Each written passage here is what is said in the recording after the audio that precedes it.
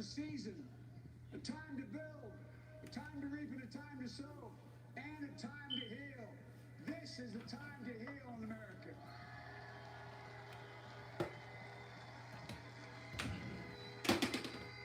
Now this campaign is over. What is the will of the people? What is our mandate? I believe it's this. America has called upon us to marshal the forces of decency, the forces of fairness, to marshal the forces of science, and the forces of hope in the great battles of our time.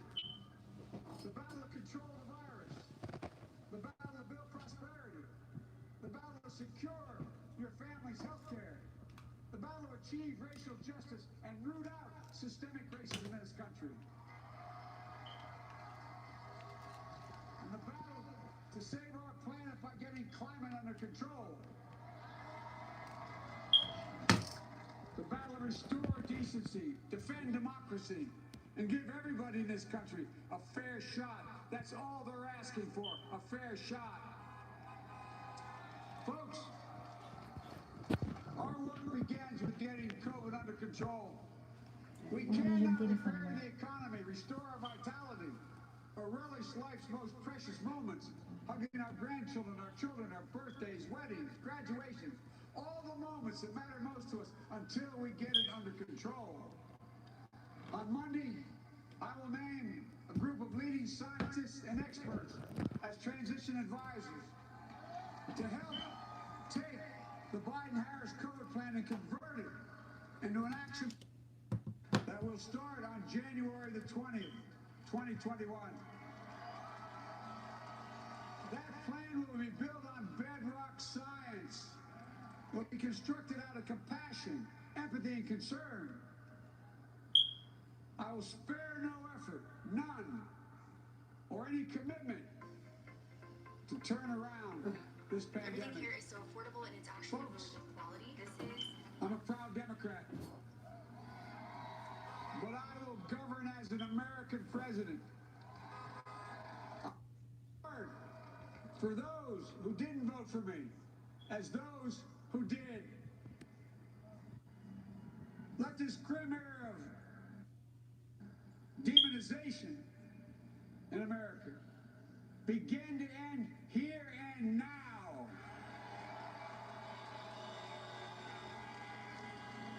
The refusal of Democrats and Republicans to cooperate with one another is not some mysterious force beyond our control. It's a decision, a choice we make.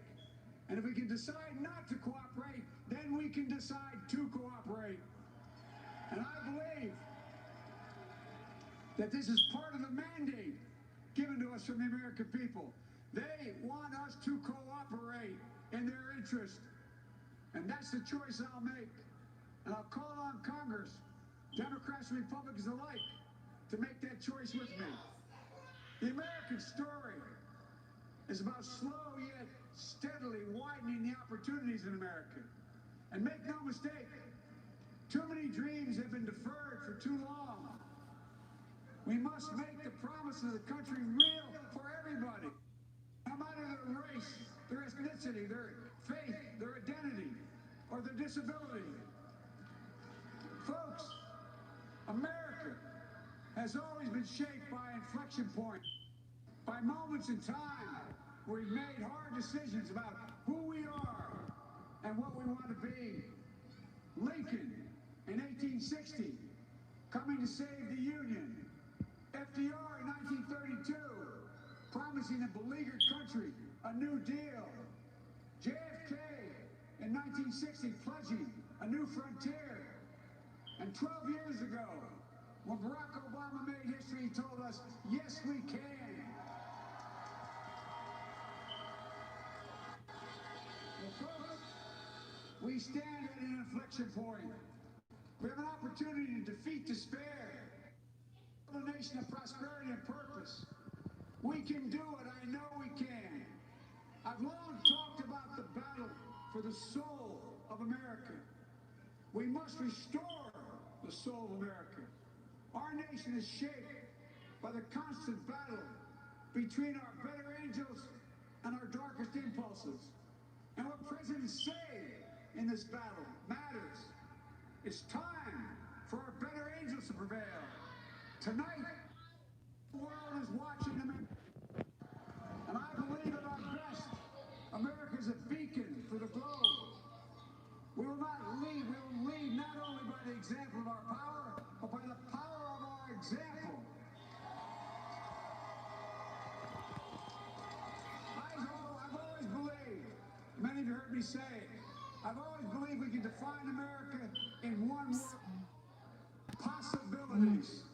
That in America, everyone should be given an opportunity to go as far as their dreams and God-given ability will take them. You see, I believe in the possibilities of this country.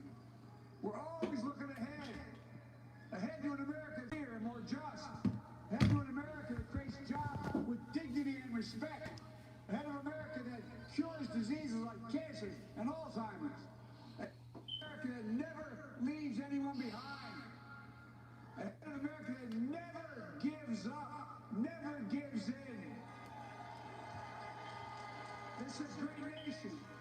It's always been a bad bet to bet against America. We're good people.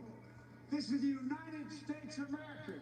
And there's never been anything we've been not able to do when we've done it together. Folks, in the last days of the campaign, I began thinking about a hymn that means a lot to me and my family, particularly my deceased son, Bo. It captures the faith that sustains me, and which I believe sustains America. And I hope it can provide some comfort and solace to 230,000 Americans who've lost a loved one to this terrible virus this year. My heart goes out to each and every one of you. Hopefully this hymn gives you solace as well. It goes like this: and he will raise you up on eagle's wings, bear you on the breath of dawn, and make you to shine like the sun, and hold you in the palm of his hand.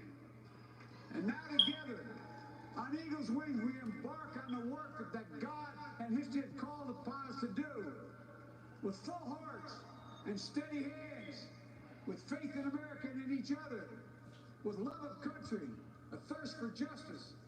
Let us be the nation that we know we can be, a nation united, a nation strengthened, a nation healed. The United States of America, ladies and gentlemen, there's never been anything we've tried we've not been able to do. So remember, as our grandpapa used to say when I walked out of his home when I was a kid up in Scranton, he said, "Joey, keep the faith." And our grandmother, when she was alive, she yelled, "No, Joey, spread it. Spread the faith. God love you all. May God bless America, and may God protect our church." Thank you, thank you, thank you.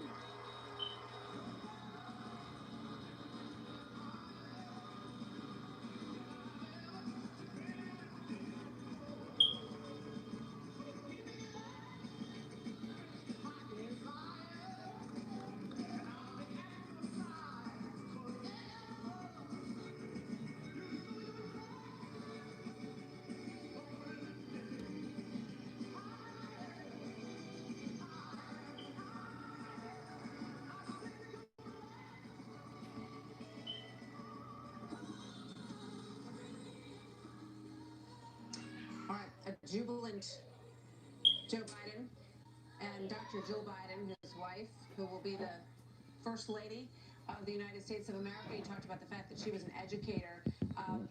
Obviously, a very confident and happy Joe Biden tonight. He said the people have spoken, and it is a clear victory, and that he acquired the most votes ever for a presidential candidate at 74 million. And now we see the Biden family and grandchildren joining him on the stage here, Brad.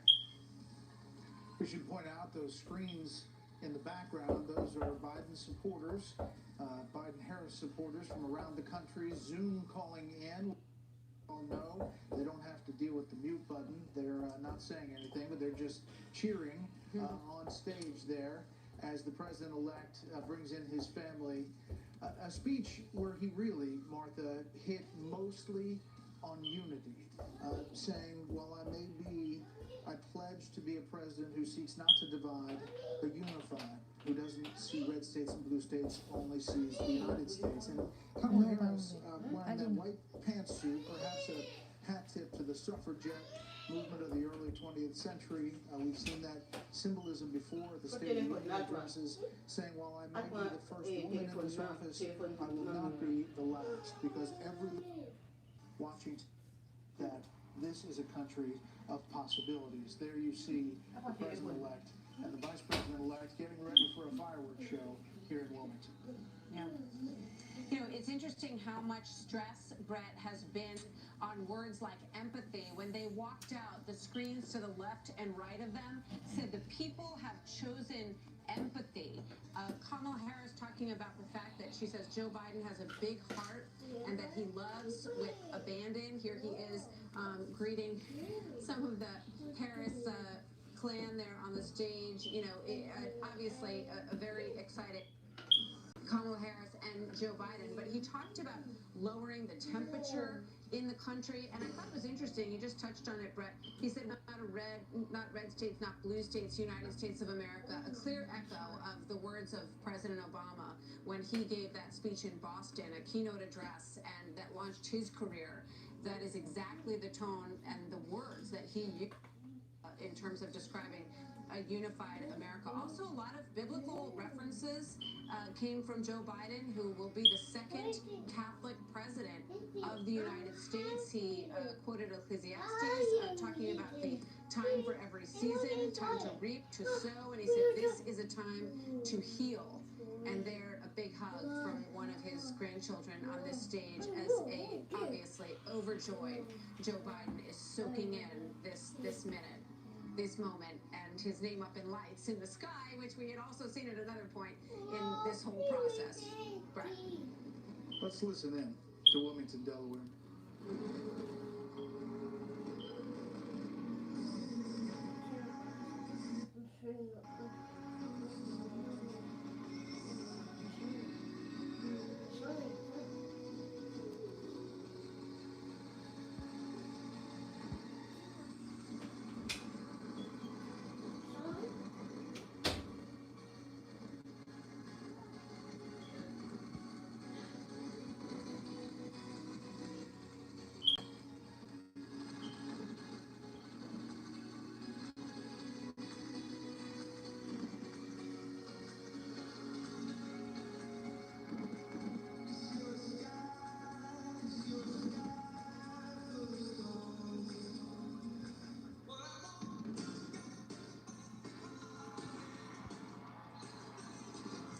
So a memorable night as President-elect Joe Biden and Vice President-elect Kamala Harris address the nation tonight in Delaware.